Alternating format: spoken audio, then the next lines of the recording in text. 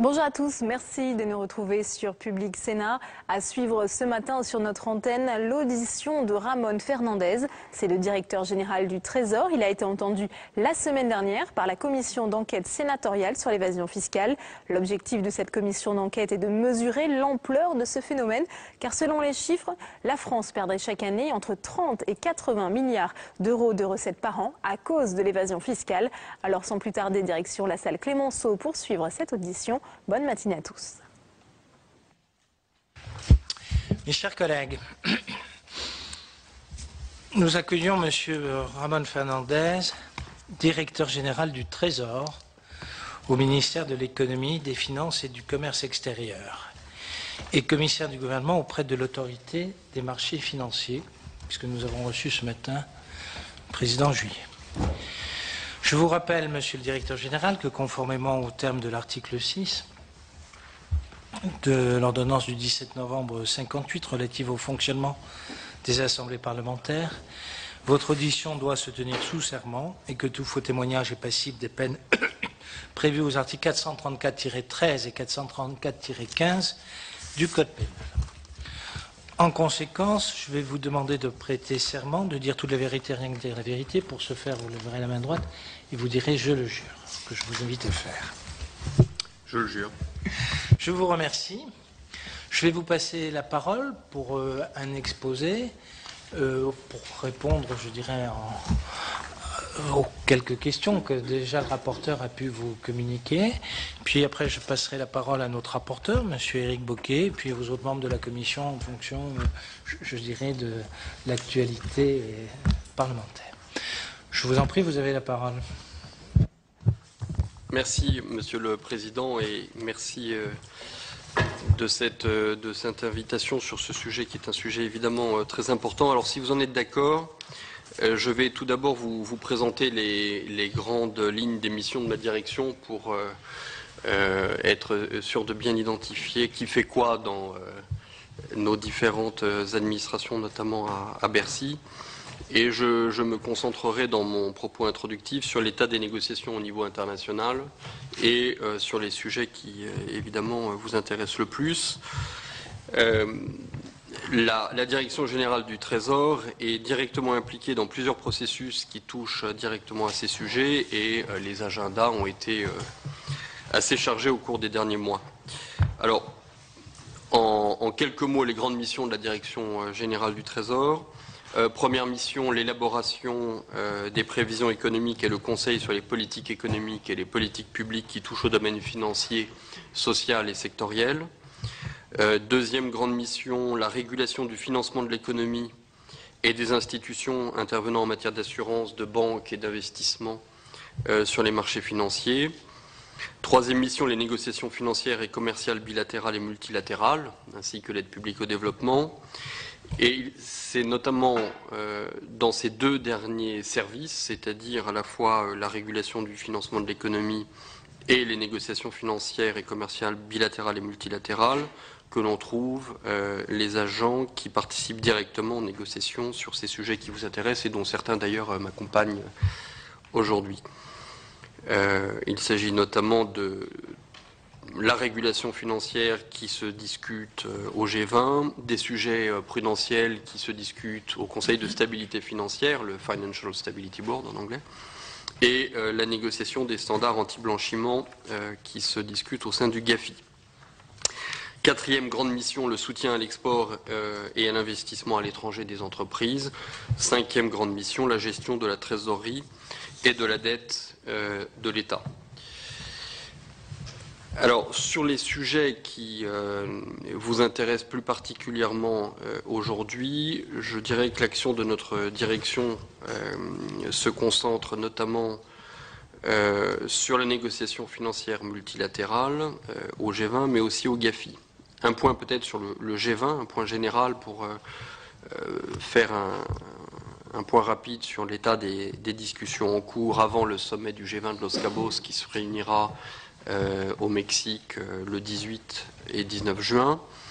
Vous savez que depuis le G20 de Londres et en 2009, et tout particulièrement tout au long de l'année 2011, dans le cadre de la présidence française du G20, Le Trésor a été fortement mobilisé avec d'autres administrations sur la question de la régulation financière et de la lutte contre les juridictions non coopératives.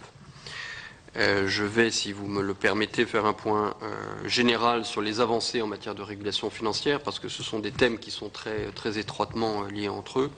Et puis je ferai un point plus précis ensuite sur les avancées en matière de lutte contre les juridictions non coopératives, sujet qui vous intéresse le plus. Alors sur la régulation financière au G20, je dirais que depuis le premier sommet fondateur aux États-Unis fin 2008, à chaque occasion, à chaque réunion du G20, qu'elle soit au niveau ministériel ou au niveau des chefs d'État, la régulation financière a donné lieu à des discussions intenses et je pense pouvoir dire qu'on a obtenu des avancées importantes, même si les observateurs parfois peuvent penser et regretter à juste titre sans doute que les progrès soient trop lents. Des progrès importants avaient déjà été accomplis naturellement avant la présidence française du G20.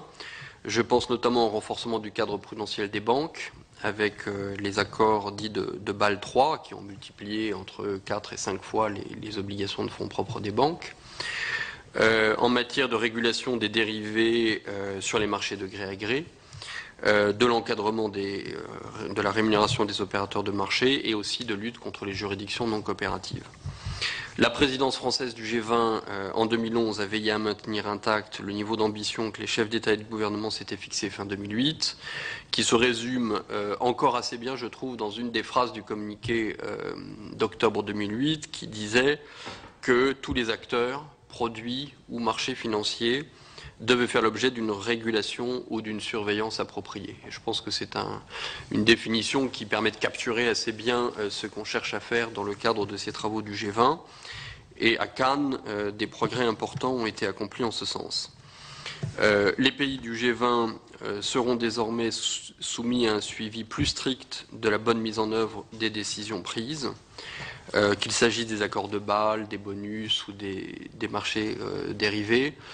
Et au sein de toutes ces institutions, on a mis en place des cadres de surveillance collectifs qui permettent de faire ce qu'on appelle en anglais la peer review, et où chacun va contrôler un peu ce que fait le voisin pour être sûr que tout le monde avance d'un pas qui soit à peu près comparable, ce qui est évidemment un enjeu important.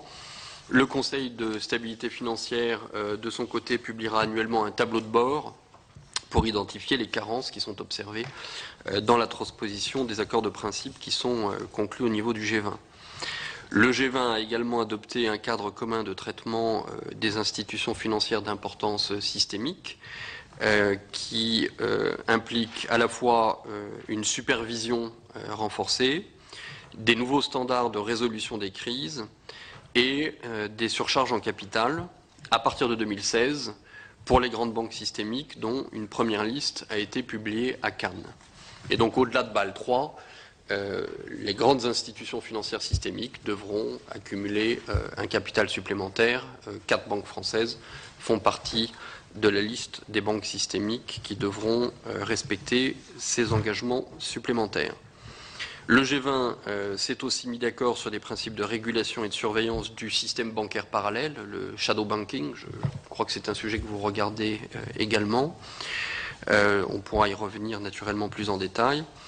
Sur des principes de régulation des dérivés de matières premières, ainsi que sur des principes de renforcement de la protection des consommateurs. Et de nouveaux chantiers de travail ont été lancés, toujours à Cannes, comme par exemple sur le fonctionnement des marchés de CDS, les Credit Default Swaps, qui défraient la chronique régulièrement et qui justifient d'une régulation renforcée. Enfin, à Cannes, le Conseil de stabilité financière a été renforcé en énonçant le principe qu'il serait doté d'une personnalité juridique qui lui permettra d'avoir des facilités renforcées en matière de recrutement et d'effectivité de ses actions. C'est ce que le président de la République à Cannes avait salué sous le nom d'Organisation mondiale de la finance. S'agissant de la lutte contre les juridictions non coopératives, je dirais d'abord que le concept en tant que tel est apparu, me semble-t-il, en 2009, à un moment où l'on cherchait à déterminer et à identifier des juridictions qui étaient non coopératives dans plusieurs domaines et pas uniquement en matière fiscale. Et donc ce terme de juridiction non coopérative englobe la lutte contre les paradis fiscaux, mais aussi la lutte contre le blanchiment et le financement du terrorisme et les territoires non coopératifs en matière prudentielle. La mobilisation, notamment française, je dois le dire, a permis de maintenir ce sujet très actif sur l'agenda des chefs d'État et de gouvernement. Tous les communiqués y ont fait référence, mais il n'y a pas que de la communication, il y a aussi un soutien politique aux actions concrètes qui permettent d'avancer dans ces trois filières, quelles que soient les réticences que l'on peut rencontrer ici et là, et qui permettent d'avancer dans l'édiction d'un certain nombre de législations, de réglementations, de processus de surveillance qui permettent de vérifier l'effectivité de ces standards internationaux. Et nous avons ainsi obtenu que ces trois processus, fiscal, blanchiment, prudentiel, aboutissent à l'élaboration de listes internationales auxquelles peuvent être attachées des sanctions. Les institutions financières internationales ont été mobilisées dans ce cadre. Je pense notamment aux institutions de Bretton Woods, FMI et Banque mondiale, mais pas seulement. Les banques régionales de développement, la BERD ou la BEI en Europe ont été mobilisées sur le sujet. Et elles ont été conduites, ces institutions, à appliquer des politiques en matière de juridiction non coopérative qui excluent de leur financement des pays qui sont identifiés comme étant non coopératifs. Nous avons aussi mis à l'agenda le sujet de la transparence des personnes morales et des constructions juridiques, sujet très important et qui traverse les différents processus que j'ai évoqués. Et qui vise à assurer une meilleure transparence de ces entités qui servent très souvent d'écran et permettent ou facilitent l'évasion fiscale ou d'autres flux financiers illicites. Alors c'est un sujet évidemment difficile car il touche aux droits des sociétés, mais il nous semble qu'il faut avancer sur ce point également si l'on ne veut pas que nos efforts menés par ailleurs restent vains. Sur les trois filières, je ne vais pas entrer dans le détail de ce qui est engagé dans le cadre du Forum mondial, c'est-à-dire en matière de lutte contre les paradis fiscaux, parce que vous avez entendu mes collègues, notamment de la direction de la législation fiscale, qui sont ceux qui participent directement à ces travaux. On pourra y revenir si vous avez des questions, parce que la Direction générale du Trésor travaille avec la DLF sur ces sujets, mais enfin ils ont ce sont les chefs de file, si j'ose dire, et ce sont eux qui sont à la manœuvre. Donc je vais peut-être détailler en 2 minutes, ou 3 peut-être, les deux autres processus qui impliquent plus directement la Direction générale du Trésor, c'est-à-dire le volet prudentiel et le volet blanchiment.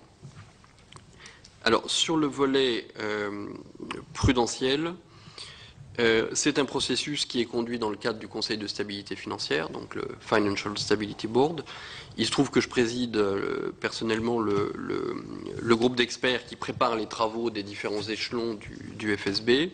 C'est un groupe qui a été mis en place en 2009 pour identifier les juridictions non coopératives en matière prudentielle et qui s'attache notamment à ce que les différents pays disposent d'une supervision efficace de le secteur bancaire, assurantiel et de marché, notamment s'agissant de la capacité à échanger les informations pertinentes dont ils disposent. Typiquement, est-ce qu'une autorité de marché qui identifie une manipulation de marché va pouvoir demander d'accéder à l'information qui émanera d'une autre autorité de marché et qui permet d'identifier l'origine, par exemple, d'un délit d'initié. Donc, est-ce que les autorités en charge du contrôle des banques, des assurances et des marchés ont la capacité d'accéder à l'information auprès des institutions homologues dans différents pays, quels qu'ils soient, différents territoires, qui peuvent être à l'origine ou des contreparties dans le cadre d'opérations frauduleuses, encore une fois en matière d'échange d'informations dans les domaines prudentiels, qui sont élaborés par le comité de Bâle, par les comités comparables qui élaborent ces normes en matière d'assurance et de marché. Alors au terme de nos travaux, qui sont d'ailleurs toujours en cours, et il y avait une assemblée plénière hier à Hong Kong du Conseil de stabilité financière qui a acté un certain nombre de points suite aux travaux précédents.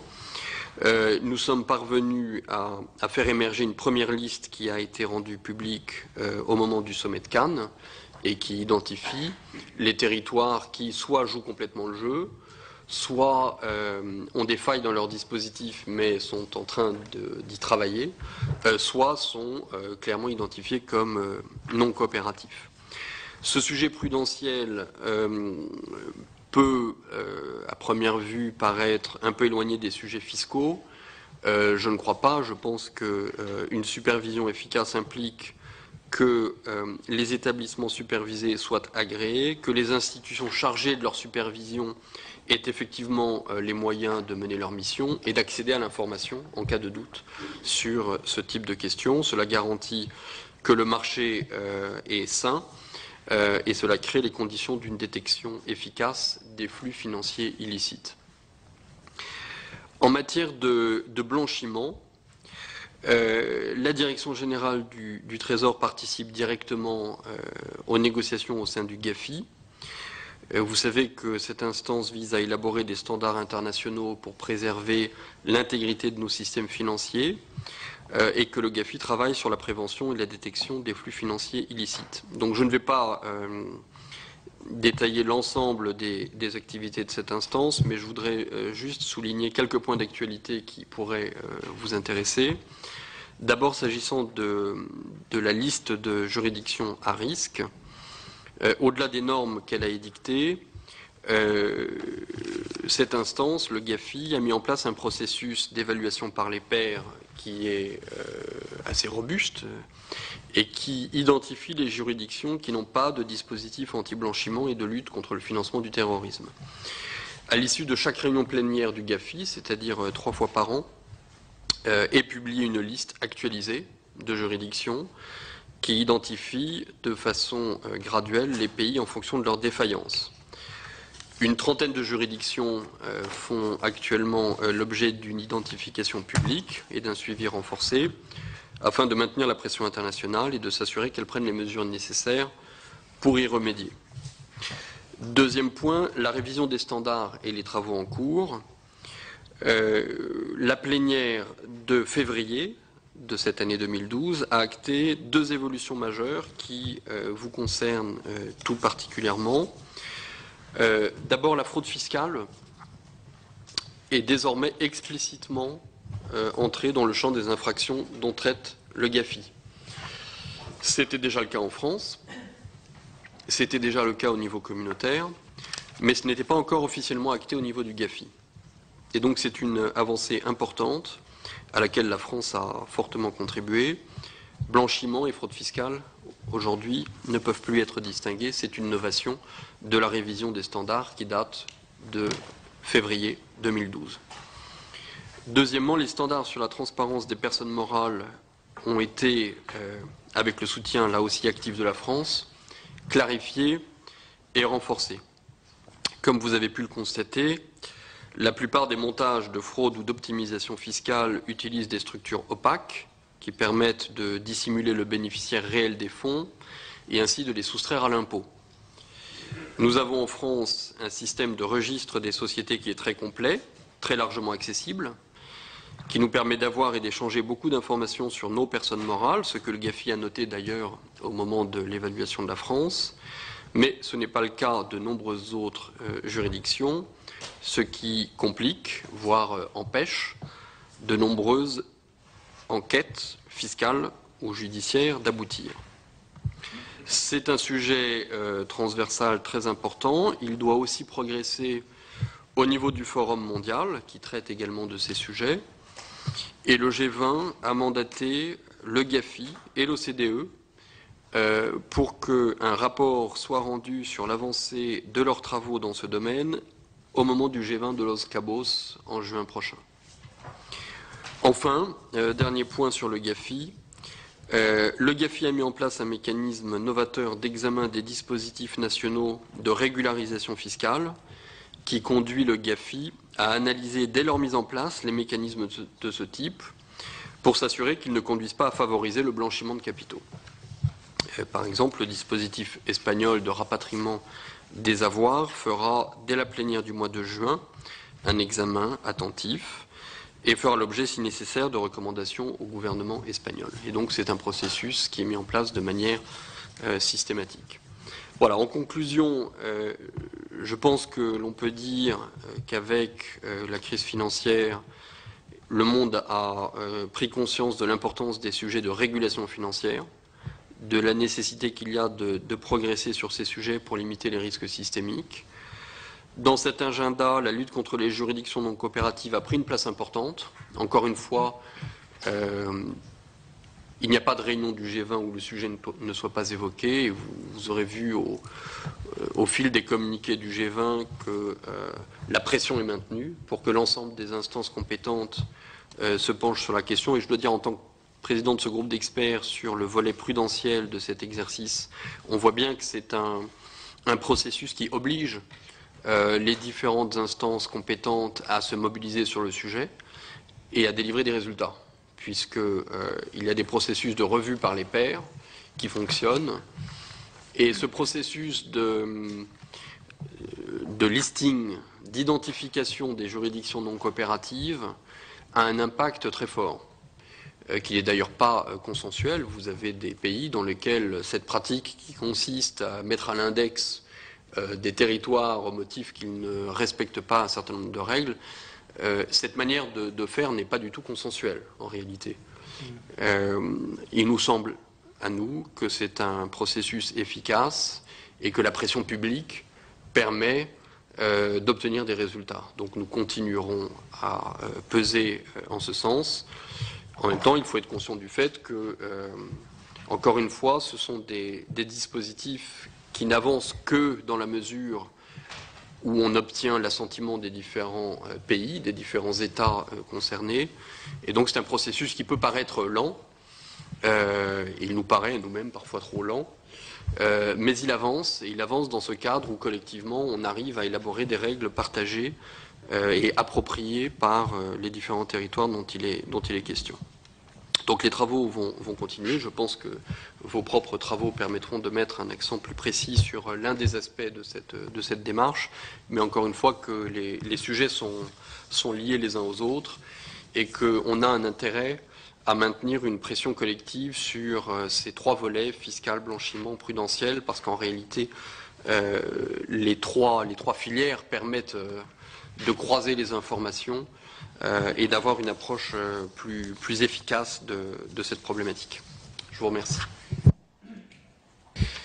Merci, Monsieur le Directeur Général. Donc, je passe la parole à Monsieur Bocquet. Bien, merci Monsieur le Directeur de cette présentation. Première question sur les travaux du GAFI que vous avez évoqués et qui sont évidemment centraux dans les actions qui doivent être menées. Et vous évoquez une liste de juridictions, de 30 juridictions notamment, et vous parlez parfois à leur sujet d'un suivi renforcé.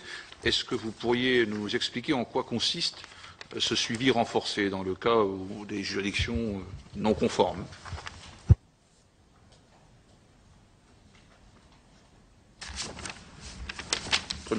Oui, d'abord celle-là. Alors,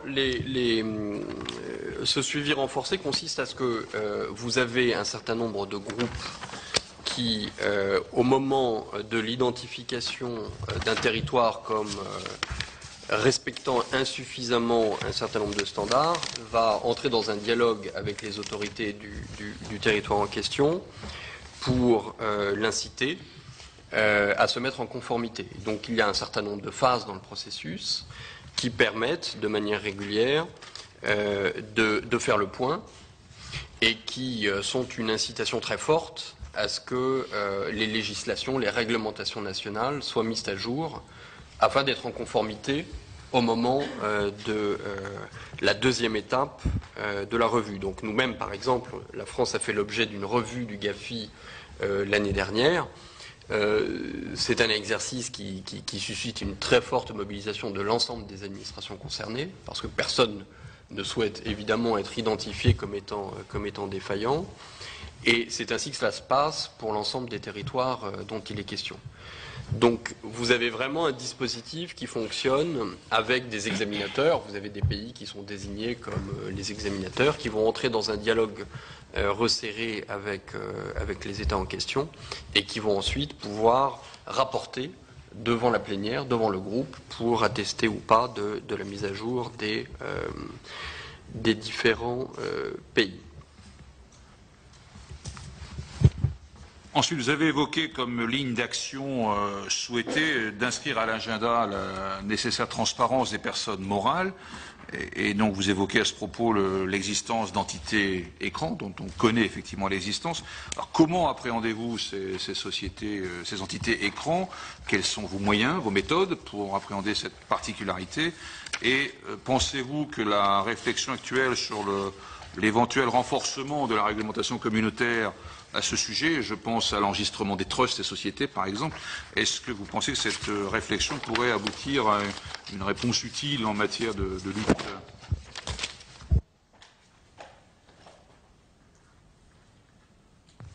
Bon, ici on est dans un processus qui est, comme je le disais, en phase de montée en puissance.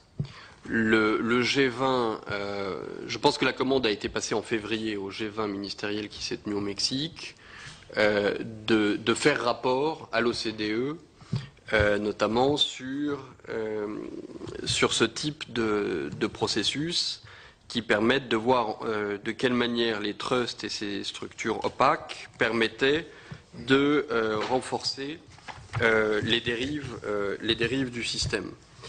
Alors, comme je le disais, nous avons un système de registre des sociétés publiques en France qui limite ce type d'abus, mais dans d'autres territoires, ce type de disposition n'existe pas.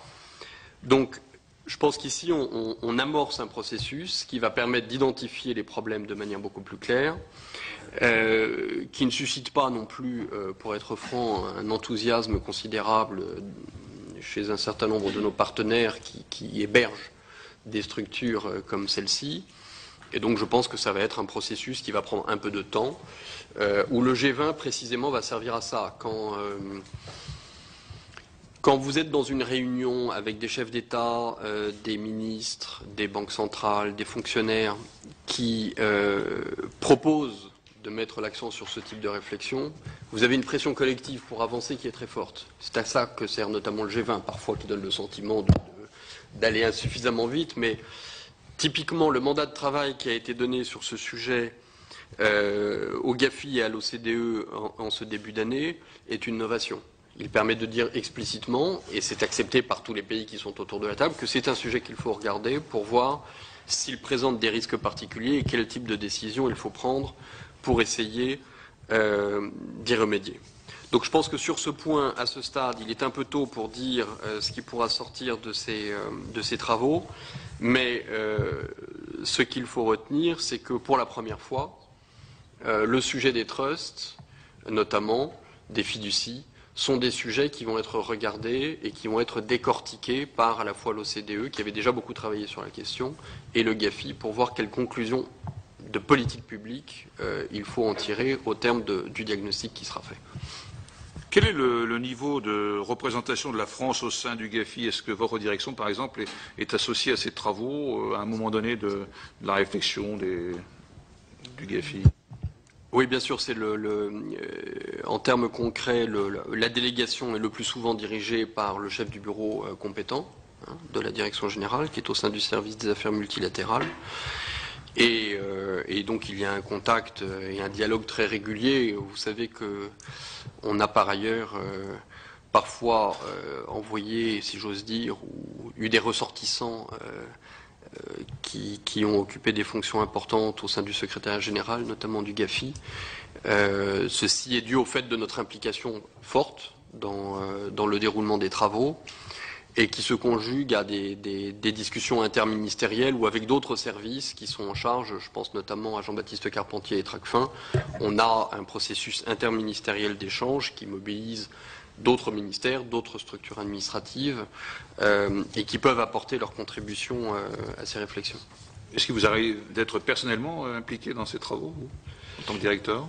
pas en allant, pas en tant que participant aux réunions du GAFI elle-même, mais plutôt par le canal des travaux préparatoires à l'ECOFIN, lorsque ces sujets sont abordés, notamment au Comité économique et financier, évidemment les travaux du G20, et parfois en marge d'autres événements, par exemple à Washington, en avril, en marge de la réunion des ministres de Finances du G20, il y a eu une cérémonie justement pour mettre un accent politique, et le ministre des Finances de l'époque s'est rendu à cette manifestation pour acter la révision des standards justement et leur donner la pleine force. Donc je ne vais pas à titre personnel aux réunions du GAFI, ce sont les services de la direction qui s'y rendent, et c'est le cas d'ailleurs dans les autres structures administratives des pays qui participent au GAFI, mais on a l'occasion d'en parler à mon niveau dans les enceintes que j'ai évoquées. Pour aborder le volet prudentiel dans votre exposé, quels sont les enseignements du groupe de supervision prudentielle? Parce qu'il semblerait que sur la liste des mauvais élèves prudentiels, il n'y aurait que 2 pays, à ma connaissance, la Libye et le Venezuela. Est-ce que c'est exact? Et si oui, est-ce que c'est bien crédible? Alors, dans le cadre de cet exercice, on a examiné dans un premier temps 61 juridictions qui ont été classées par rang de systémicité. C'est-à-dire qu'on a classé les juridictions internationales en fonction de leur importance systémique, parce qu'elles étaient des pays accueillant des activités financières en matière bancaire, d'assurance ou de marché qui étaient significatives. On a ensuite examiné la manière dont ces différents territoires respectaient les standards du comité de Bâle en matière bancaire et des comités frères, si j'ose dire, en matière d'assurance et de marché. Et on a classé les différents États dans différentes catégories.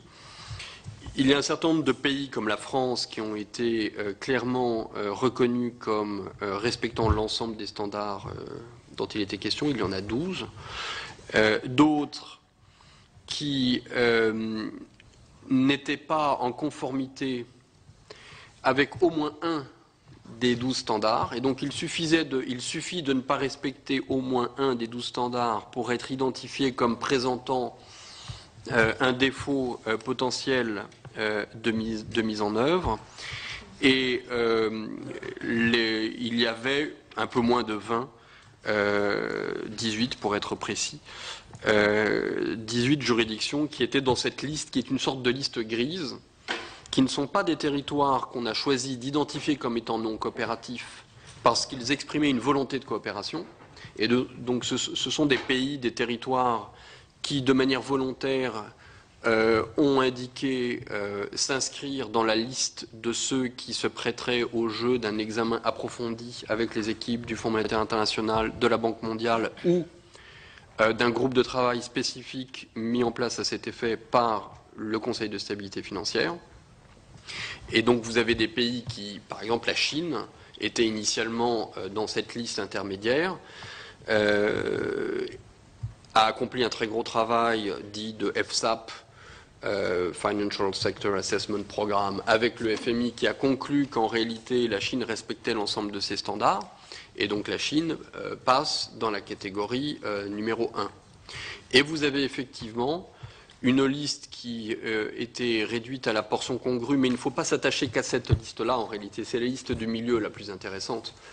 La liste, entre guillemets, de ceux qui disent ne pas vouloir coopérer, en réalité il n'y a même plus qu'un État, c'est le Venezuela, la Libye, a bénéficié d'une sorte on a donné le bénéfice du doute aux nouvelles autorités libyennes qui, je crois, objectivement, doivent disposer d'un tout petit peu de temps avant de s'engager dans ce processus.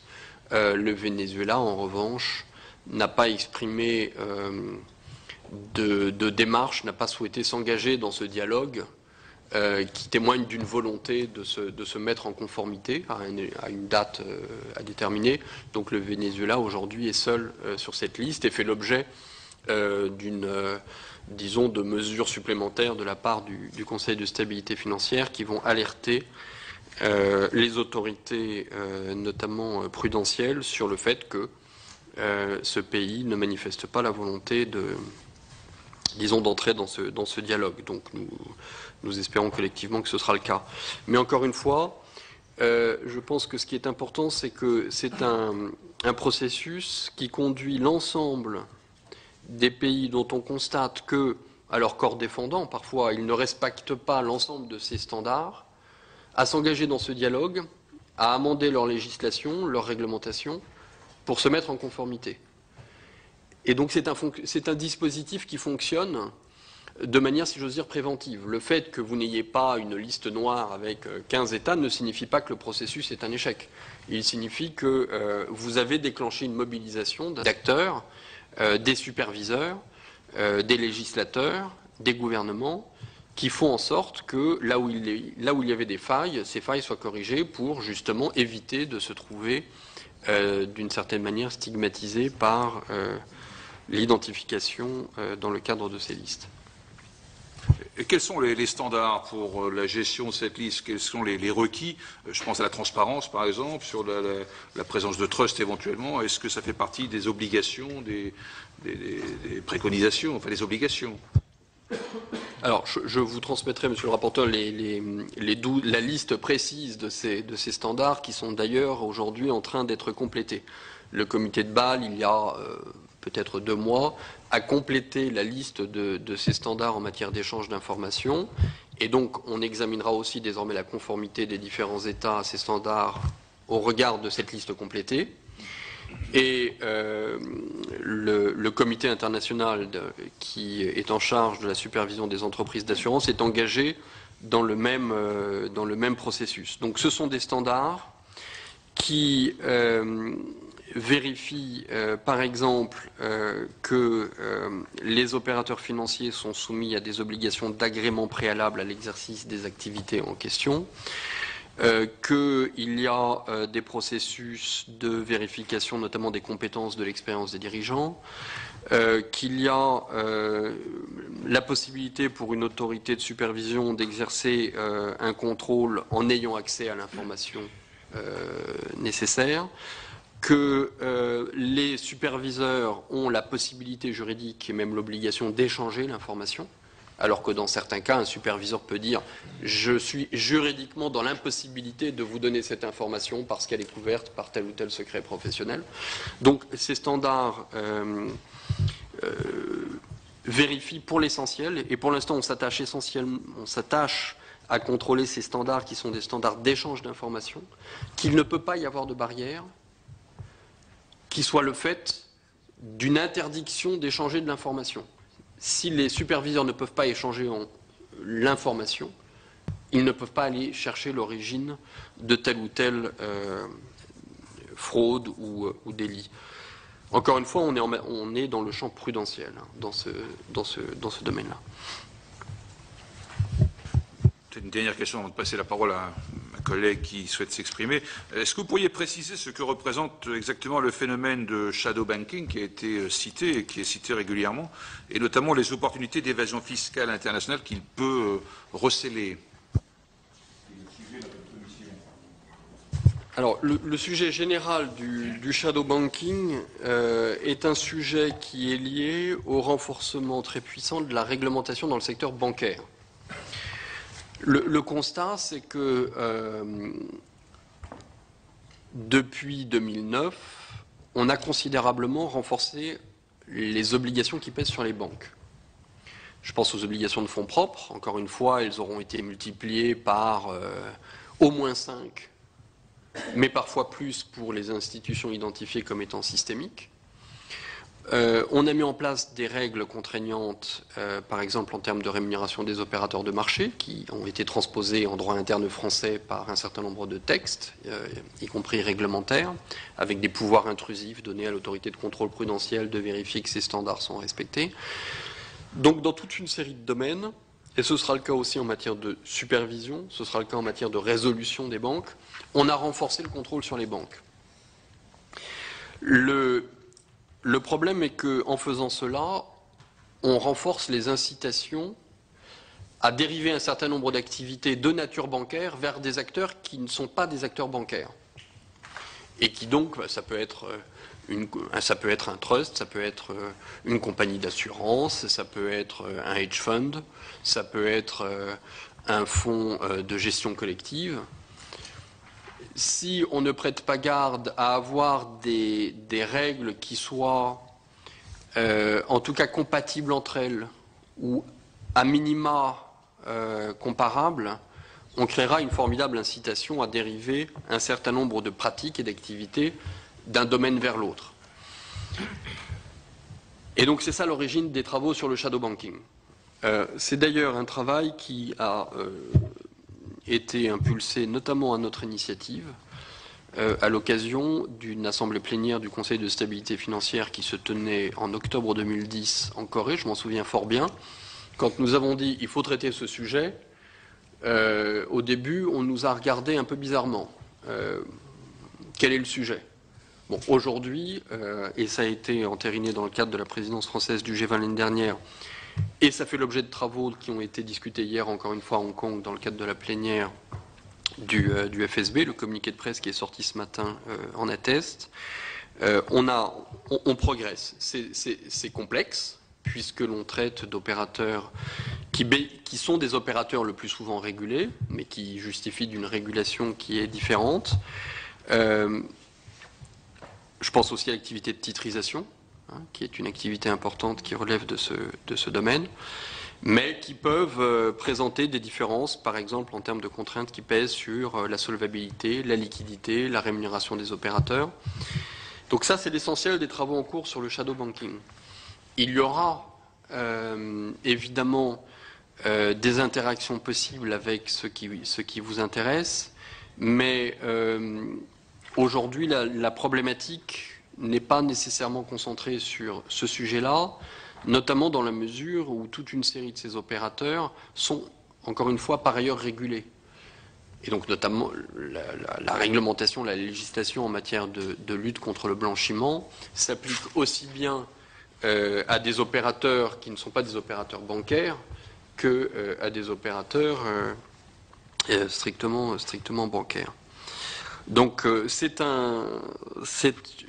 un axe de programme qui permettra aussi d'avoir un œil sur les problématiques d'évasion fiscale ou de fraude, qui n'est pas le fait générateur de cette réflexion, mais qui de manière générale consiste à vérifier que la sphère bancaire n'est pas la seule à justifier d'une attention forte des régulateurs et des superviseurs pour éviter que tout ce qui en réalité peut créer un problème pour le système financier dans son ensemble, pour éviter que ceci ne parte vers d'autres domaines qui seraient régulés mais qui encore une fois seraient des opportunités, disons, pour des activités qui seraient mieux régulées dans le secteur bancaire. Et très concrètement, quelle est la part du shadow banking dans l'ensemble des flux financiers? Quel type d'opérations sont impliquées dans le shadow banking? Quels opérateurs, par exemple? Est-ce que vous pourriez illustrer d'exemples concrets? Je vais essayer de vous retrouver, monsieur le rapporteur, un diagramme, un graphique, je ne sais pas comment le qualifier, qu'on nous avait présenté à l'occasion d'une des réunions du Fonds monétaire international, qui montrait, et donc j'ai pas forcément de chiffres avec moi, mais je vous les ferai passer plus tard, qui montrait la part relative des différents centres financiers entre les activités bancaires, stricto sensu, et le shadow banking. Et c'est très intéressant, c'était des petits ballons, et donc vous aviez la balle de golf, et vous aviez le ballon de foot, et puis on voit que la taille des centres financiers différait fondamentalement, ou souvent très largement, selon qu'on essayait de capturer ce shadow banking ou qu'on se concentrait uniquement sur le secteur bancaire. Encore une fois, shadow banking ne veut pas dire que ce sont des activités qui échappent à toute forme de régulation ou qui sont en soi répréhensibles. La gestion collective, les OPCVM par exemple, sont des activités périphériques Et de ce point de vue, eh bien une place, par exemple, comme le Luxembourg, avec ses, je crois, 1700 milliards d'euros sous gestion, c'est une place très importante, encore une fois, qui ne présente pas nécessairement de difficultés, mais qui, si on ne veille pas à avoir des réglementations qui soient comparables, homogènes, ou qui peut créer des questions. Les activités de titrisation, de la même manière, si elles ne sont pas encadrées, peuvent créer des problèmes. Les activités des fonds à effet de levier, des hedge funds, typiquement, sont localisées dans des centres financiers qui ne sont pas nécessairement la ville dans laquelle nous parlons aujourd'hui. Donc, il y a des chiffres, tout dépend des définitions que l'on retient. Mais ce sont évidemment des multiples, bien souvent, des activités qui sont uniquement identifiées par les flux de banque à banque. Madame Bouchot. Monsieur le directeur du Trésor, merci de votre explication et de la mobilisation de vos équipes. Moi, j'avais une question assez simple en apparence à poser concernant la méthode. Nous ne sommes, je dirais pas familiers, en tout cas au quotidien, de vos méthodes de travail au sein du GAFI. Je crois que personne ici n'y a participé de façon concrète. On en a une connaissance, je dirais, livresque ou par récit. Nous, on imagine un petit peu ça comme une démarche qui s'apparenterait à des normes du type ISO 9001-2008 de management par la qualité, c'est-à-dire avec des auditeurs internationaux. Vous êtes audité, vous fournissez, le pays audité fournit lui-même les preuves de sa bonne volonté sur les 12 standards et ensuite on imagine que c'est évalué pour chacun des standards. Et ensuite, on imagine aussi que les pays se fixent des objectifs, tous ne partent pas du même point, et donc qu'il y a des objectifs qui peuvent être différents, suivant qu'on est un pays, on va dire, qui n'a pas trop de soucis avec ces questions, et peut-être un pays dont les usages seraient peut-être assez éloignés d'une politique très transparente et très rigoureuse. Et je voulais à ce propos-là vous demander, en fait, si tout ce qui s'est mis en place n'est pas plus un début, un commencement de quelque chose et qui devra dans un second temps déboucher sur peut-être d'autres méthodes, d'autres techniques, puisque, et vous l'avez bien dit, ce n'est pas parce qu'il n'y a plus que 2 pays sur la liste, voire un, le Venezuela, que tout est pour le mieux dans le meilleur des mondes. Donc la question serait la suivante, compte tenu de votre expérience qui a l'air très grande de ces méthodes, compte tenu de votre connaissance de ces dossiers, quelles seraient pour l'avenir des pistes de réflexion pour poursuivre à l'échelle internationale une lutte effective dans ce domaine-là. C'est-à-dire pas tant le passé que vous nous avez vraiment exposé de façon très convaincante et très claire. Notre question serait plutôt une question de prospective. C'est-à-dire si on devait se projeter dans 10 ans, compte tenu de tout ce qui a été fait, qu'est-ce qu'il resterait à faire selon vous? On a bien senti, tant sur les trusts que le shadow banking, une tension que vous avez bien mentionnée entre l'intention des gouvernants qui est grande et l'empressement des acteurs qui semble plus mesuré. Je vous remercie. Je pense que le premier point, pour répondre à votre question, Madame le sénateur, c'est de dire on a besoin d'une mobilisation politique permanente. On a eu dans le passé des processus comparables, notamment au GAFI, ou en matière fiscale, avec des listes qui permettaient de mettre une pression publique sur un certain nombre de territoires et qui les incitaient à prendre les mesures qui permettaient de sortir de ces listes. Et puis au fur et à mesure du temps, la pression se relâche, on passe à autre chose, et finalement, tout le monde, il n'y a plus de liste, et on fait des exercices qui, disons, ne sont plus sous l'œil politique vigilant des autorités les plus élevées. Et donc, ce sont des exercices qui associent des fonctionnaires qui sont mobilisés sur ces questions, mais qui risque de s'arrêter, si j'ose dire, au niveau des fonctionnaires. Alors c'est très bien au niveau des fonctionnaires. Seulement, s'il n'y a pas de pression politique après pour changer une loi, pour faire respecter un standard, évidemment, ça ne marche pas. Et donc, de ce point de vue, la grande vertu du G20, encore une fois, c'est de faire en sorte que ces questions de régulation financière de manière générale, mais notamment ces questions de juridiction non coopérative, soient traitées au niveau le plus élevé.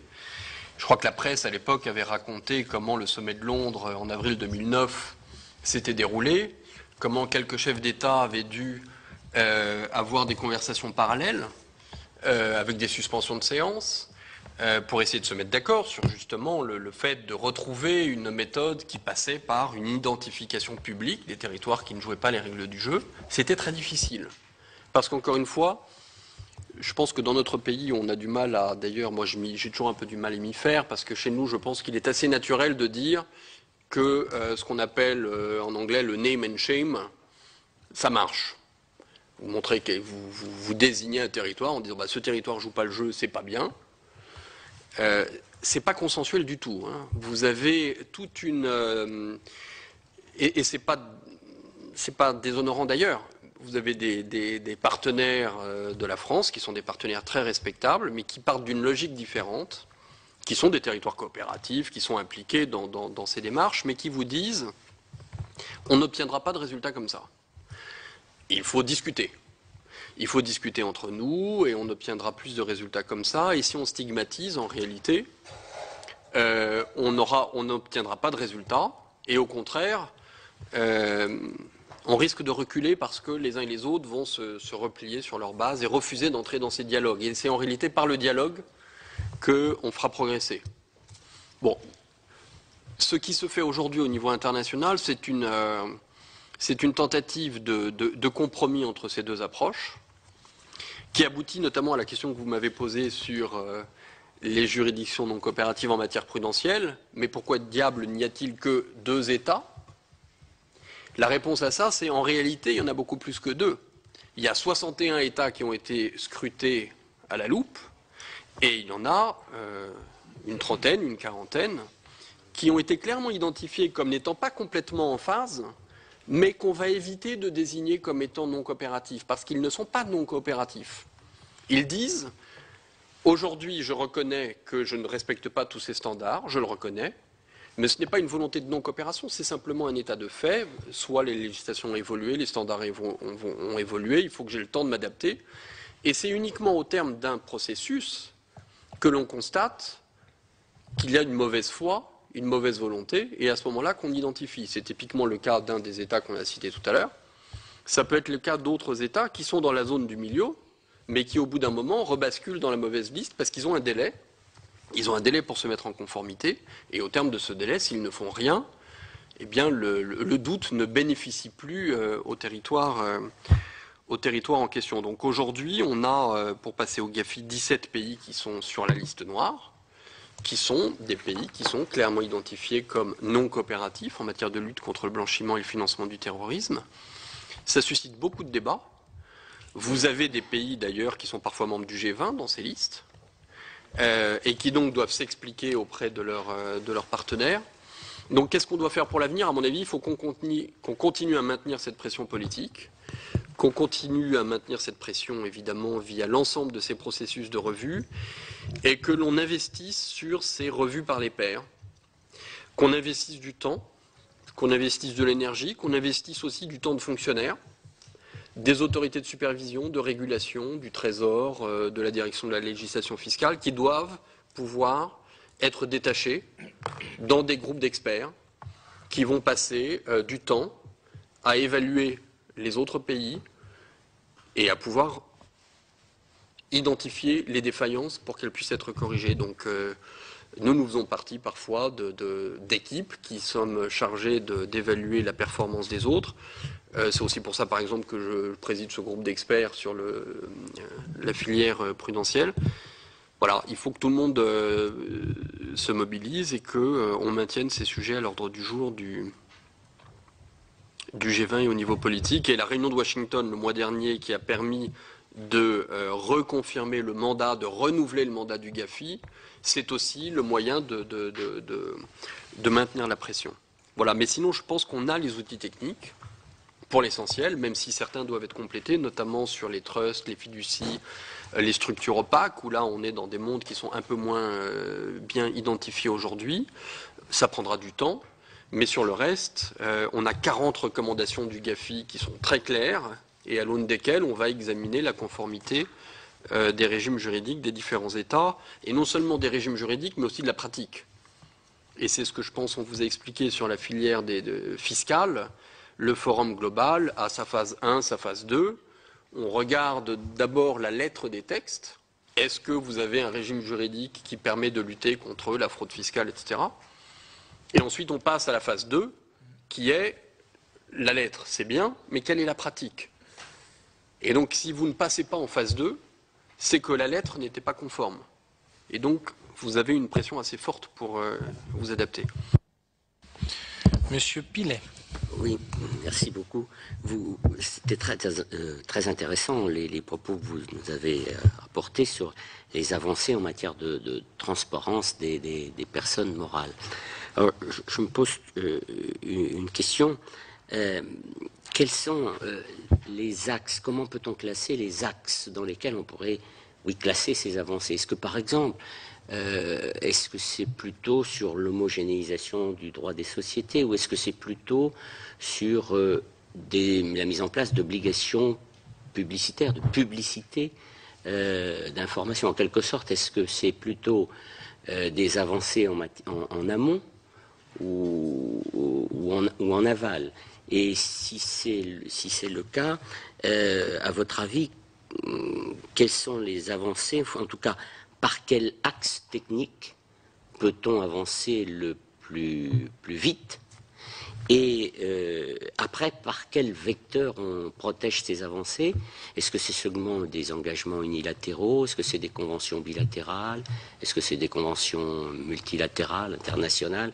Comment, pragmatiquement, mettons en place des règles qui puissent avoir une sanction autre que purement morale?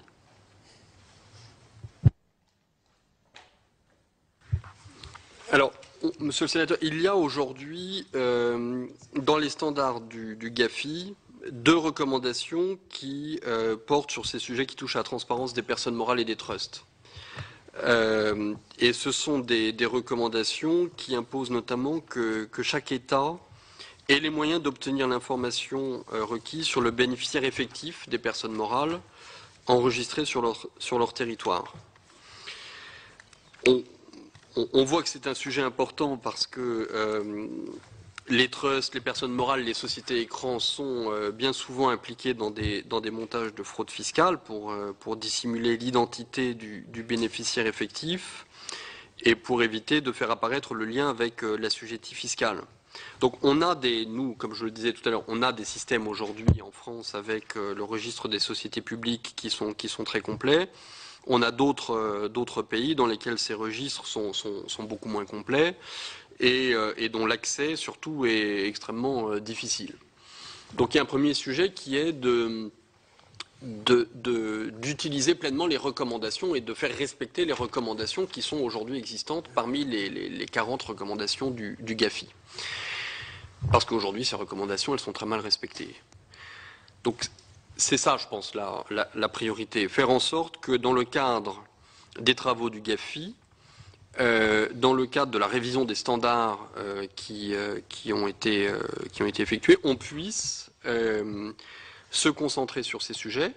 Encore une fois, ça n'a pas été toujours très facile parce que certains États, je ne vais pas les citer, mais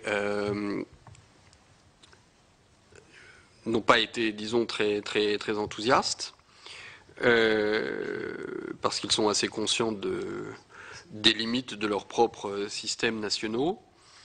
Et sur les trusts, c'était encore plus compliqué, pour les mêmes raisons. Pourquoi ne voulez-vous pas les citer, monsieur Fernandez? Je ne sais pas, monsieur le rapporteur. Parce que dans le cadre des négociations, l'habitude est plutôt d'éviter de. Mais vous posez la question autrement. Quels sont les alliés de la France dans ce combat? Vous avez des alliés qui peuvent se trouver souvent en Europe, mais aussi dans des pays émergents en développement. Je pense par exemple à l'Inde, qui est très active sur ces sujets. Vous avez des pays qui sont... les États-Unis sont assez coopératifs, en dépit du fait que le Delaware est clairement identifié parfois comme facilitateur. Mais les États-Unis jouent le jeu. Bon, vous avez d'autres États qui sont encore une fois un tout petit peu moins enthousiastes. Encore une fois, Je reviens à ce qu'on disait tout à l'heure sur cette démarche qui consiste à essayer de progresser tous ensemble. Ces exercices sont des exercices qui fonctionnent d'autant mieux qu'on arrive à se convaincre collectivement que c'est notre intérêt d'avancer. Donc on a ces recommandations. On va avoir l'exercice qui a été engagé avec le GAFI et l'OCDE qui vont être des juges de paix extérieurs qui pourront dire au regard de l'examen des textes voilà telle ou telle structure qui facilite un certain nombre de dérives. Et sur cette base, je pense qu'on pourra avoir une discussion intéressante et qu'on pourra progresser. Il faudra d'ailleurs progresser en faisant jouer les synergies entre les différents groupes dont il est question, parce que typiquement entre le GAFI et le forum global, vous avez des interactions et il est utile que ces différents forums se répondent. Et donc l'une de nos tâches, c'est aussi au sein de l'administration de veiller dans nos différentes filières, si j'ose dire, que l'information circule. Et je dois dire qu'on se parle très souvent, notamment avec la direction de la législation fiscale, pour bien coordonner nos positions, échanger l'information entre nous aussi sur l'évolution des standards dans les différents groupes. Mais les choses, je voudrais pas laisser penser que rien n'avance, y compris sur ce sujet. Par exemple, on a obtenu dans le cadre de ces discussions que les pays qui créent des trusts imposent dans leurs lois des obligations de transparence pour ces entités qui sont créées selon leurs propres droits, mais des obligations de transparence. Et donc c'est un chemin qui est difficile, qui est long, mais dans lequel, à force de discussions et de cette pression qui à chaque fois réunit les différents États qui se trouvent autour de cette table, permettent d'avancer.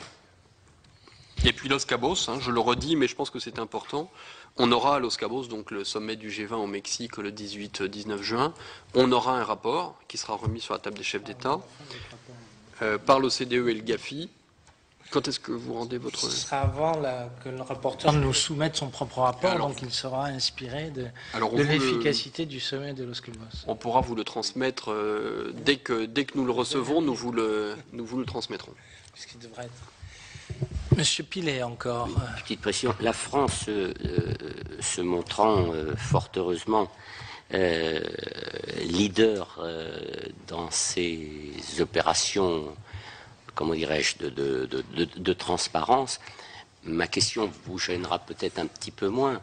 Est-ce que il y a une hiérarchie? Est-ce que vous pouvez me dire s'il y a une hiérarchie des États européens dans l'intensité coopérative?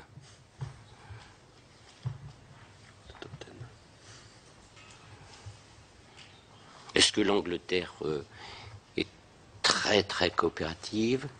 Est-ce que l'Italie l'est plus? Enfin, je parle de la hiérarchie européenne parce que peut-être est-il plus facile de penser que les progrès se feront plus vite au sein de notre communauté qu'au niveau mondial. Donc est-ce qu'il y a des freins au sein de notre propre communauté? Oui, pour compléter, on sent très bien dans votre intervention la dimension internationale obligatoirement du sujet qui nous préoccupe. Or, on sent également, on a plutôt la perception qu'on est un petit peu à un tournant. Des initiatives ont été prises dans le G20. Et puis, par exemple, les accords Rubik, où d'un côté, il y a eu une impulsion, et puis d'un autre côté, on voit deux grands partenaires européens, peut-être suivis par d'autres, qui vont, je dirais, contrecarrer ces impulsions. C'est un peu ça. Ça, c'est dans le domaine fiscal. Mais on sent que sur un certain nombre de sujets, la dimension internationale, pour l'instant, il y a plusieurs voies qui peuvent être prises, et on ne sait pas si notre pays est isolé au sein des partenaires européens, puisque c'est la dimension européenne qui nous préoccupe, ou si au contraire on va pouvoir entraîner et renforcer cette position.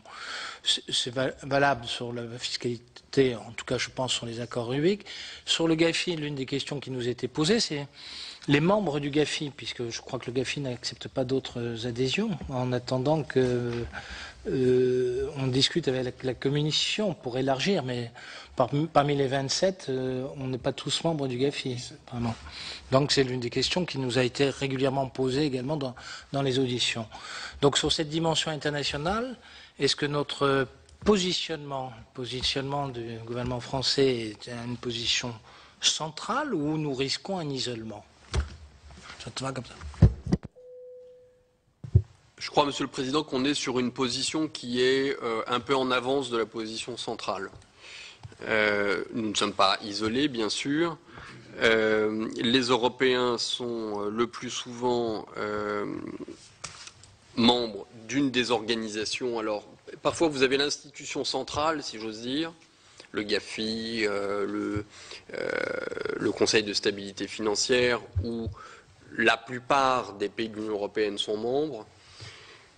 Et puis, par défaut, vous avez des groupes régionaux qui sont mis en place et qui permettent d'associer ceux qui ne seraient pas membres du groupe central. Les Européens, de manière générale, et notamment les Européens continentaux, sont mobilisés sur ces sujets. Je pense à plusieurs pays cœurs de la zone euro qui sont mobilisés sur ces sujets. Les États-Unis sont mobilisés sur ces sujets. Des grands pays émergents sont mobilisés sur ces sujets. J'ai parlé de l'Inde, mais par exemple, en matière de lutte contre les paradis fiscaux, vous avez d'autres États d'Amérique latine qui sont aussi fortement mobilisés. Donc, la France n'est pas isolée, bien sûr. Elle porte un message un peu plus exigeant que la moyenne, je dirais. Et en fonction des sujets, vous pouvez parfois avoir des partenariats qui sont plus forts dans un domaine que dans l'autre. Bon, enfin, vous avez quand même une approche générale qui est le plus souvent partagée. Quand vous êtes mobilisé dans la lutte contre les juridictions non coopératives, vous êtes mobilisé dans les 3 filières. Quand vous êtes un tout petit peu moins motivé parce que éventuellement vous êtes gêné sur tel ou tel aspect, vous vous faites parfois un tout petit peu plus discret. Voilà. Enfin, il y a vraiment un débat de fond qui se mène, bon, bien sûr en France, mais au sein de l'Union européenne. On a effectué un déplacement à Bruxelles. On a eu l'occasion de rencontrer les services de M. Semeta, qui est le commissaire en charge de la fiscalité. Et à l'évidence, il y a des failles, y compris au sein de l'Europe. Il ne faut pas se mentir. Je veux dire, l'attitude de résistance, pour dire le moins, du Luxembourg et de l'Autriche, moi je peux les nommer, je le fais, pose un vrai problème. Et ces 2 pays s'imposent aux 25 autres. Même s'il semble s'exprimer ici et là la volonté d'effectivement combattre les phénomènes d'évasion. Deuxième aspect, les accords bilatéraux que le président vient d'évoquer. Vous parliez de négociations multilatérales, ça me semble être la bonne démarche, même si elle est plus dure et plus longue. Mais si en même temps des démarches bilatérales entre des pays importants au sein de l'Union, l'Allemagne et le Royaume-Uni, avec la Suisse par exemple, ça pose de vraies questions et ça ne fait qu'à mon avis que fragiliser la position qui devrait être celle homogène, unanime de l'Union européenne. On est loin, à mon avis, de cette position-là aujourd'hui. Il y a encore du chemin à parcourir, me semble-t-il. Je ne suis pas en désaccord avec ça, monsieur le rapporteur. Simplement, bon, ma direction n'est pas directement en charge de ces négociations fiscales, donc j'en parle avec d'autant plus de prudence que je ne suis pas responsable directement de ces négociations. Il est vrai que les décisions se prennent à l'unanimité au sein de l'Union européenne sur ces sujets, donc... mais simplement, ce que je peux dire, c'est que la pression collective, dans un cercle qui va au-delà de la seule Europe, est, je pense, plutôt un facteur qui aide à avancer, y compris en Europe. Je dis ça en ayant en tête ce qui s'est passé après avril 2009, où en avril 2009, la liste de l'OCDE qui a été rendue publique au moment du sommet de Londres comprenait un certain nombre d'États européens. Et il se trouve que, suite à cette publication, le rythme des négociations, des discussions bilatérales avec ces États, ce rythme a connu une accélération très forte. Donc, les travaux du G20 ont eu un impact direct sur les négociations entre pays de l'Union européenne pour leurs propres accords bilatéraux sur notamment l'échange d'informations en matière bancaire.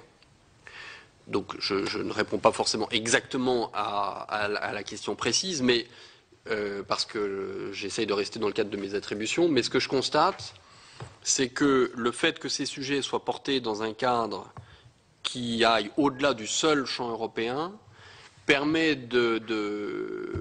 d'induire une incitation supplémentaire à avancer par rapport à un seul jeu où la règle de l'unanimité rend parfois, on voit bien ça à l'ECOFIN, assez souvent les discussions à l'ECOFIN sur des textes en matière fiscaux, des textes fiscaux, les discussions s'arrêtent assez vite parce qu'on constate qu'il n'y a pas d'unanimité, donc c'est très difficile de continuer à avancer. Alors les choses reprennent.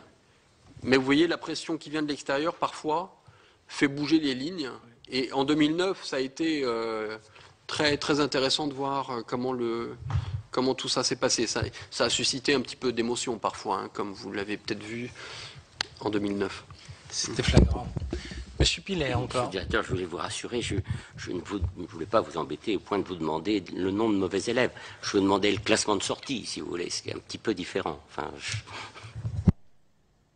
Non, mais monsieur le directeur général, la tentation n'est pas seulement de vous demander des questions liées à votre direction, tout simplement parce que, je dirais, entre-temps, le débat s'est affiné au sein de la commission et effectivement, on a envie de revenir sur des sujets qui vont parfois au-delà de votre direction et comme je dirais, l'occasion est trop belle. Et donc on en profite pour avoir un sentiment personnel, je dirais même si c'est pas directement. Et par exemple à ce sujet, nous avons reçu hier le président du groupe Total et on a reçu un autre président dans la journée d'hier, dans le débat du matin ou de l'après-midi, je me souviens pas. Donc à 2 reprises des sociétés qui dépendaient du bénéfice mondial consolidé. Alors c'est pas directement lié, et comme c'est un sujet qui est derrière nous, je dirais qu'il a souvent suscité l'interrogation à la fois du Parlement et du ministère et de Bercy.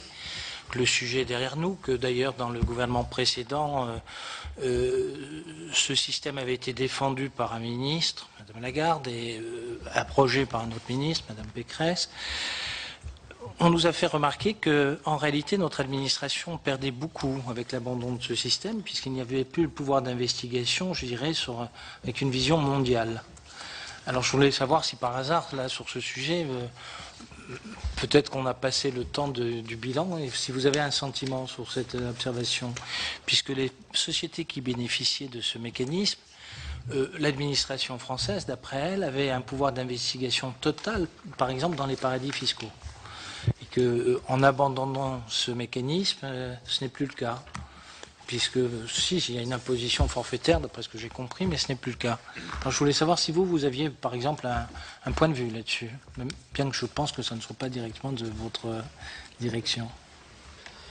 Non, en effet, Monsieur le Président. Bon, sur la question du classement, honnêtement, je ne me sens pas en état de dire, à part mettre la France en numéro 1, ce qui serait ce qui est vraiment le moins que je puisse faire. Je vois pas comment, mais enfin, je pense que on a une coopération très forte avec notamment l'Allemagne, notamment l'Italie, notamment l'Espagne sur ces sujets sur lesquels on partage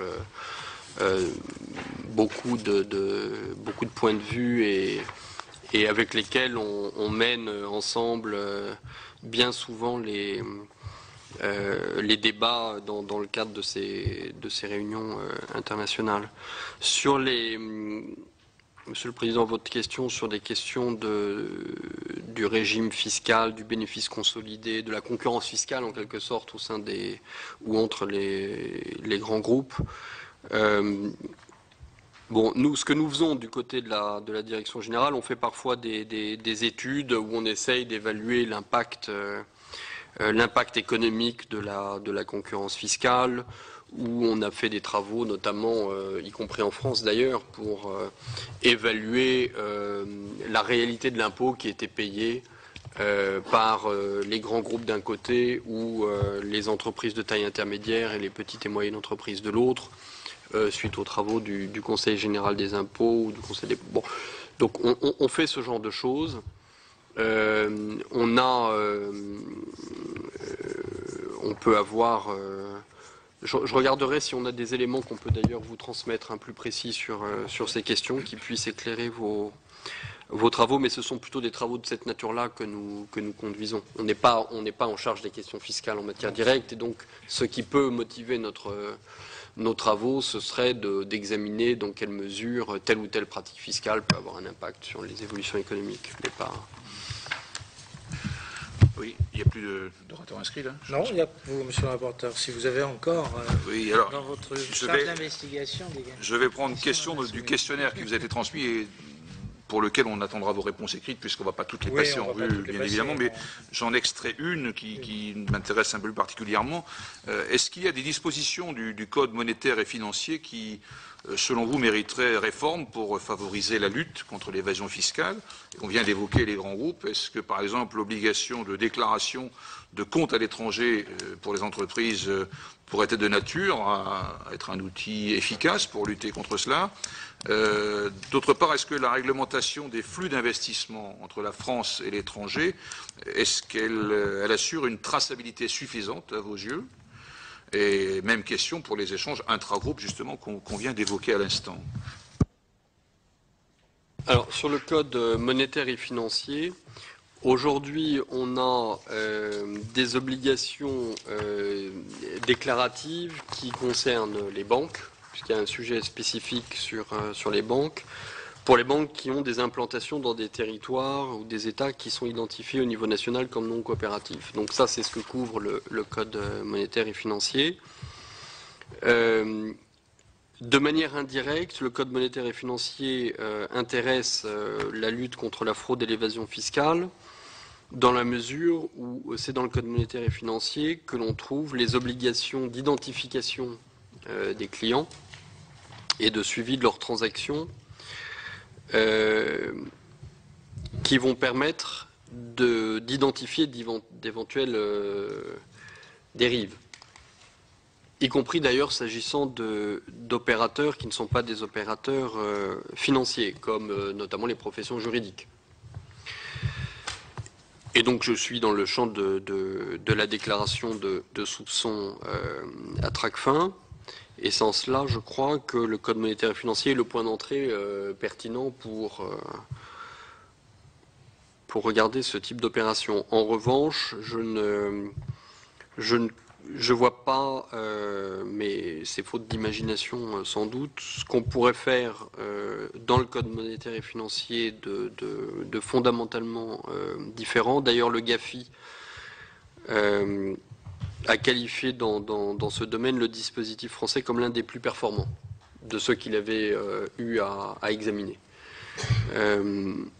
Donc en matière de lutte contre la fraude fiscale, je ne vois pas là comme ça, mais on va y réfléchir davantage de points sur lesquels il conviendrait de le modifier spécifiquement. Ce qui est important, encore une fois, c'est de veiller à sa bonne mise en œuvre. Notamment tout ce qui est qualité de la supervision, respect des obligations de déclaration de soupçons, etc.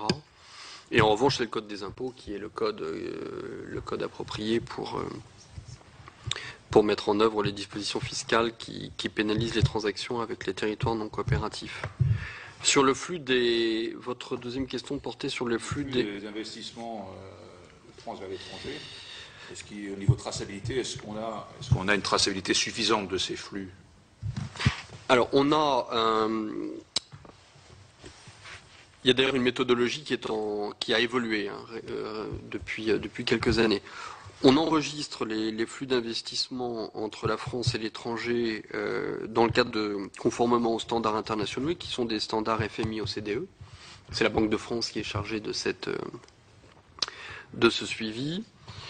Et on a constaté au cours des dernières années une croissance très forte au plan mondial de ces flux d'investissement, mais qui était pour partie liée à des opérations intragroupes et qu'on ne savait pas distinguer avec les standards statistiques actuels, puisque une transaction au sein d'un groupe était comptée comme un flux étrangers, par exemple du Luxembourg vers la France, de la France vers le Luxembourg. Pour essayer de neutraliser cela, il y a eu en 2008 une recommandation de l'OCDE et du FMI de mettre en place une nouvelle méthode de comptabilisation qui a un nom. Elle s'appelle la méthode du principe directionnel étendu, qui vise à neutraliser ces mouvements intragroupes et qui donne une réalité économique plus fidèle de ces investissements étrangers. Et lorsqu'on regarde ces chiffres, on voit que les flux entrants et sortants d'investissements directs étrangers sont assez significativement réduits et que la ventilation géographique change aussi. Donc c'est intéressant de regarder ce que donnent ces deux chiffres. On voit notamment que les investissements étrangers en France qui proviennent d'un certain nombre d'États, notamment les Pays-Bas, le Luxembourg ou la Suisse ou le Royaume-Uni, qui sont des lieux d'accueil justement de ces entités qui sont des entités où on héberge des transferts notamment, eh bien oui, ces flux réduisent de manière significative. Voilà, donc la France applique cette méthode depuis 2010 et il est prévu au sein de l'Union européenne que tous les pays le fassent au plus tard en 2014. Donc nous, on a déjà la capacité d'identifier ces différents flux. Est-ce que la liste française des États et territoires non coopératifs, mise à jour en avril dernier, je crois, vous paraît adéquate et correspondre à la réalité des situations? Il y a 8 pays dedans, hein. Madame Brick a insisté, donc si on n'a pas, on a insisté. Oui, alors, sur les flux intragroupes, je vous passerai des compléments d'information en réponse à votre question parce que j'ai répondu sur une partie du sujet, mais pas nécessairement sur tout. Sur les listes, on a un certain nombre Enfin, il y a des listes qui sont partiellement concurrentes, hein. Il y a les listes qui sont les listes internationales. Il y a les listes qui sont les listes que nous avons élaborées en France et que vous avez, je suppose, mais qu'on vous retransmettra, comme ça on vérifiera qu'on a tous la même compréhension des choses, mais qui sont notamment les listes de territoires, paradis fiscaux qui sont soumis à obligation de transparence sur les activités offshore. Listes dont l'existence est prévue par le Code monétaire et financier, et donc avec des territoires qui sont identifiés. Sauf erreur, depuis avril 2012, on a 8 États qui sont aujourd'hui identifiés, qui sont des États de taille modeste, sans faire insulte à certains d'entre eux. Il y a quand même des États de taille, le Guatemala ou les Philippines ne sont pas des États si modestes que cela. Vous avez le Libéria, Brunei, les Marshall, Nauru, le Libéria. Bon. Madame Pécresse, vous avez parlé du Botswana. Le Botswana, je crois pas. Dans les A, j'ai Montserrat et Guatemala. Non, mais bon, c'est peut-être pas la même liste. Mais il y a peut-être le Botswana sur une des autres. C'était sur le décret.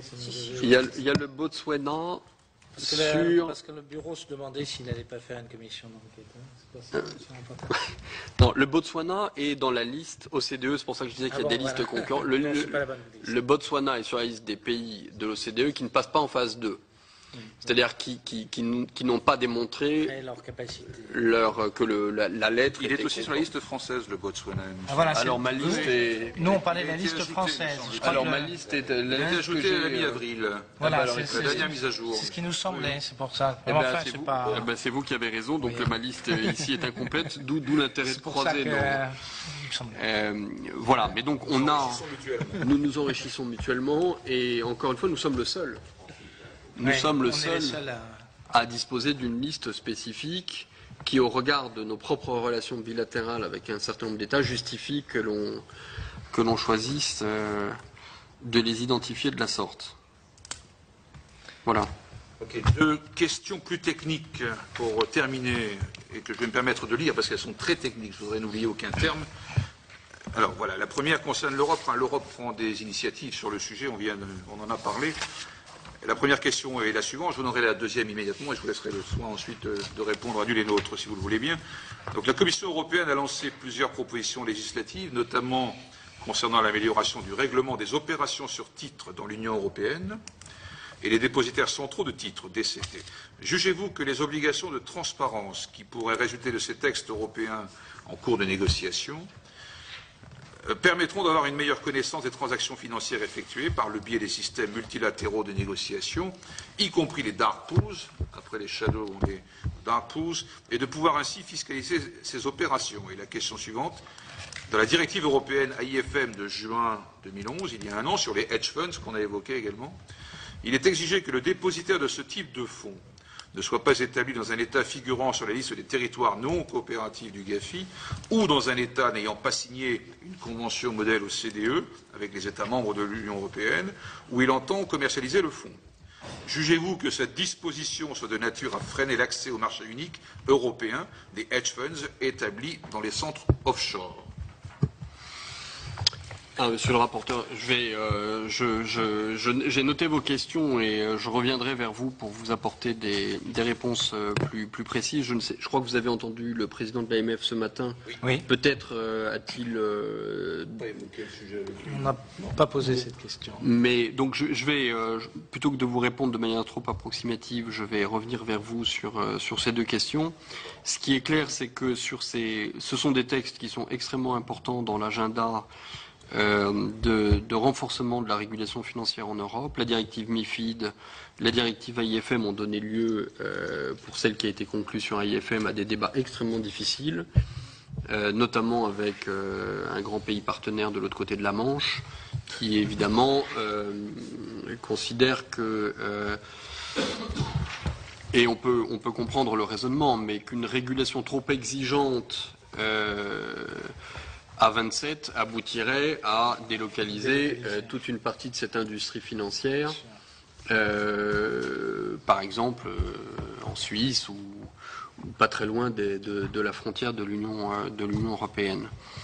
Donc il y a un enjeu majeur, et ça a fait l'objet des discussions en cours sur la directive MiFID, sur justement tout ce qui sont ces dark pools et toutes ces places non régulées et ces plateformes de transactions boursières où on a voulu injecter au début des années 2000 de la concurrence pour faire baisser les prix, mais manifestement en allant trop loin, c'était d'ailleurs la position de la France à l'époque, et en dérivant un certain nombre de flux vers des plateformes qui ne donnent pas les mêmes garanties de transparence, d'égalité des conditions de concurrence que les marchés réglementés. Donc la directive en cours doit permettre, y compris s'agissant des dépositaires, de remettre les choses à plat et d'avoir des règles du jeu qui soient plus robustes. Sur la directive AIFM, je ne pense pas que les règles qui ont été élaborées s'agissant des dépositaires soient de nature à freiner le développement du marché unique, mais je vais davantage réfléchir à la question pour vous apporter des éléments de réponse complémentaires. Merci. Directeur général, de toutes ces précisions qui ont pu compléter les réflexions de la Commission. Je vous remercie beaucoup pour cette contribution.